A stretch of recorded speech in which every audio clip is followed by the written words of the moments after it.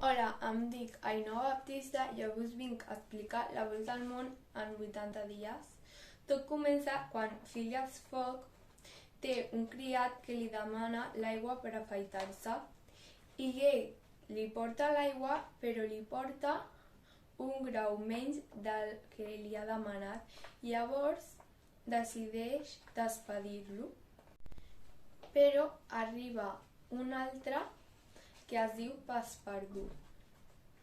Després d'això hi ha en el banc un robatori de molts diners i quan arriben, després d'això va a casa seva i li diu al seu criat que se'n van de viatge a fer la volta al món en 80 dies.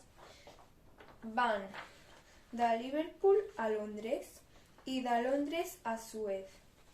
Allà es troben a un policia que els comença a perseguir perquè creuen que Phileas Fogg és l'atracador del banc. Després van de Suez a Bombai, que a Bombai tenen un petit accident perquè està Phileas Fogg amb el seu criat i li diu que en una hora ha d'estar allà. I el criat entra a un temple on no es pot entrar amb sabates, però ell no ho sap. I ell entra amb sabatilles i li prenen les sabates i també el fan fora d'allà.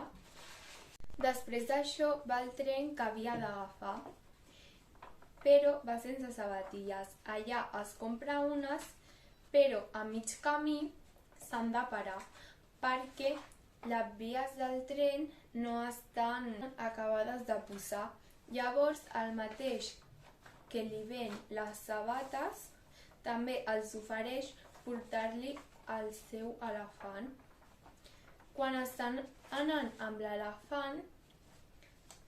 l'elefant s'assusta i ells van darrere de l'elefant i es troben a una noia que la volen matar, però Passepartout la salva i van després amb l'elefant de Bombai a Calcuta.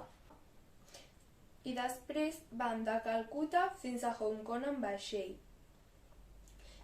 i a Yokohama. En Yokohama els detenen per lo que ha passat amb les sabates del Passepartout, perquè no podia entrar al temple, però paguen perquè els deixin en llibertat condicional. Van de Yokohama fins a San Francisco en un tren que compra ell, perquè el capità no els vol portar. Llavors ell decideix pagar a cada un dels mariners que els porti, però després, quan estan en el mar, es queden sense combustible per anar i el que han de fer és comprar el vaixell, així ell pot tallar les parts que no són tan necessàries i les utilitza. Quan arriben a San Francisco el detenen perquè diuen que ell és el que va robar en el banc, però uns instants després el deixen en llibertat perquè resulta que era el seu antic criat.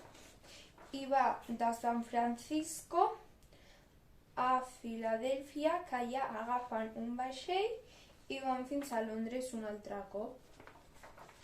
En Londres es donen compte que ja no arriben per la posta, però el que passa és que el Passepartout tenia el rellotge malament i quan es dona compte el que fa és dir-s'ho al Phileas Fogg i es dona compte que pot arribar a guanyar la posta i van el més de pressa que poden fins a la casa dels seus amics i arriben just a temps i ganen la posta. Espero que us hagi agradat.